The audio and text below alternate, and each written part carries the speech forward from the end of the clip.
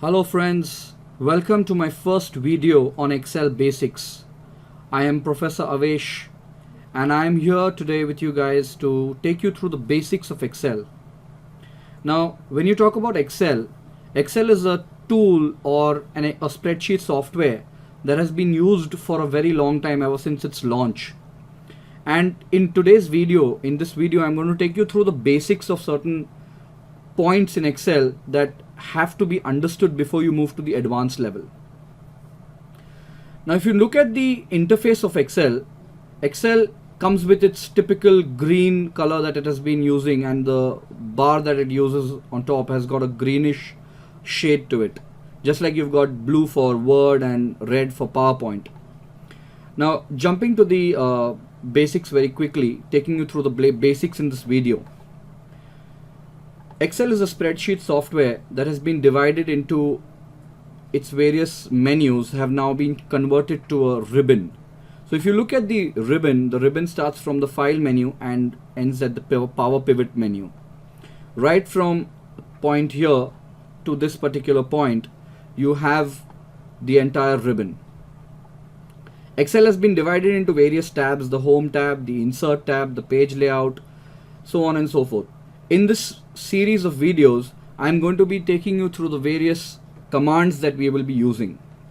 Now without wasting any further time, let's move into the basics of Excel. So when you look at Excel, its spreadsheet is divided into columns and rows. That is the basic fundamental building block of an Excel program. Excel has its files named as .xls for pre-2007 versions and .xlsx for post-2007 versions. Now each file is also known as a workbook. That's why you can see the practice workbook. I will be giving you the link for this workbook. You can download it and follow along with me in this video.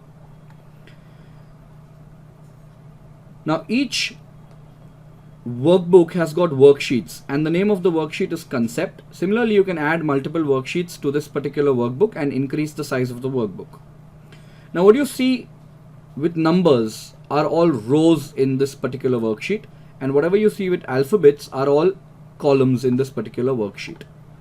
What is in red is a row and what's in yellow is a column. Similarly, what do you see in green? This is an intersection of a row and a column, and it is called as a cell. The cell is the basic building block of any Excel spreadsheet, and this holds your content. The next concept is understanding what is the range of cells. Now a single cell is also called as a range. Number of cells in the same column, just as what you see in this selection, is also called as a range. Number of cells in a same row, what you see in red, is also called as a range. And cells that are selected with multiple columns and multiple rows is also called as a range of cells. Now understanding the concept of range is important because you may need to work with range of cells in the upcoming exercises as well. The next important concept, basic concept that needs to be understood, is name box. Now Excel's cells or the spreadsheet cells can be referred to as a name, and all these cells have a cell address. So how do you know which cell you are currently in? You have a name box which is listed here, and this name box is very useful whenever you have to create named ranges, or if you have to jump to a particular cell, which I will be explaining to you in the future videos. You will need to use this name box and access any particular cell address that you want to. So the first cell is A1 because it falls in column A and row 1. And you will notice that the name has changed, or the cell address has changed, the moment I moved it from this particular cell, that was D4, to A1.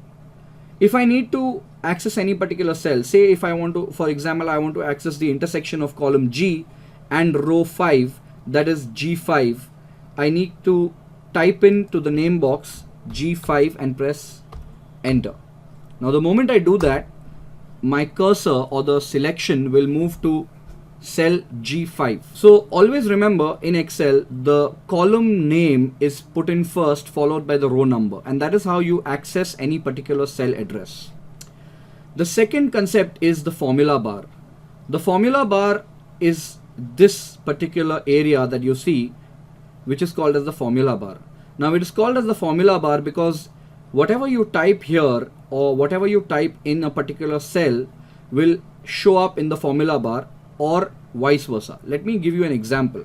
Supposing I type a number 100 in this. The moment I start typing, you will see that the formula bar is picking up that particular text or that number. If I want to keep that text or that particular number in that cell, I can press the enter key, or else I can press escape to not enter that particular details in that cell. Let me try and press enter and see what happens. So I have got my data entered into this particular cell G5. The formula bar is going to be very useful when we are building formulas, and we'll be doing a little bit more detail of that in the upcoming videos. Now the next concept is to understand what kind of data can be held in any cell of the spreadsheet. So data that can be there, or the kind of data that goes into a particular cell, or the contents of a cell, can either be text, which is just writing the name over here, or any other text with formatting attributes. If you notice, I have just written the word or the word name here. Similarly, I have written name, but I have given it some formatting. And to understand what formatting basically is, you will notice in the font command group of the home tab, I can see that bold, italic and underline are the three formatting attributes that have been assigned to this particular text. Similarly, cells can also hold numbers, which is a plain number, which is 100. You can also have formulas. For example, I have written the formula is equal to 100 plus 100 in this particular cell, which has got 200. Now, till I do not select the cell, I will not be able to see what formula it holds. So let me select the cell and show you in the formula bar, there is a formula that is there within this particular cell. There is another very important and very useful cell content that can be held in the cell, which is called as functions. Now functions are nothing but predefined formulas which will be useful as and when we move into the next videos.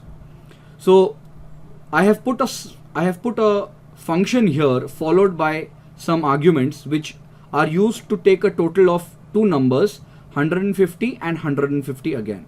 So I have the formula that is put up here for both these cells.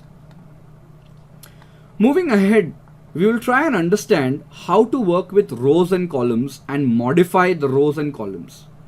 When you talk about rows and columns, you need to understand that rows have heights. So you see the distance between this line and the line below it, or these two lines, that is called as the height of a row. Similarly, the line which separates column B and column C is called as the width of a particular column. And these can be adjusted by placing the cursor at the bottom of the current row that you want to increase the height by, or on the right edge of the column that you want to increase the width by. So let me demonstrate this to you. I can click using the left click and drag it to the right to increase the width. Similarly, if I want to increase the height of the row, I can click the bottom edge of that particular row and drag it down. So this is how you can increase and decrease the row height and the column width. You can also use the auto fit option to fit your particular column or row, the height or the width, according to the contents of your cells. Say for example, if this particular column D was at this width, had this width. Now you will notice that this particular content, insertion and deletion of cell contents and modifying rows and columns, is not entirely fitting into the column D.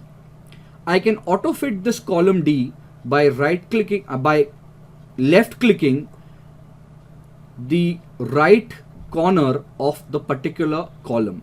So when I double click it, it auto fits it to the current cell contents width. Similarly, I can auto fit my row height as well by double clicking it at the bottom edge. So that is about modifying rows and columns.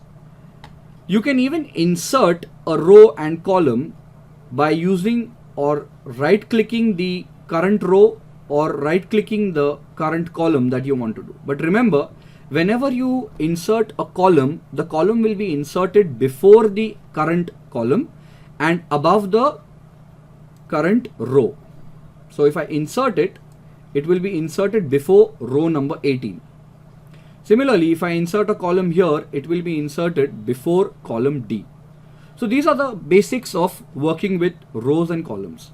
This same feat can be also achieved by using the format option or the format command under the home tab under the cells command group and using the format command options. So I have the row height, auto fit row height, column width, auto fit column width. Similarly, I can also insert sheet rows and insert sheet columns using these two options. That's it for this video. Hope to see you soon. Thank you guys.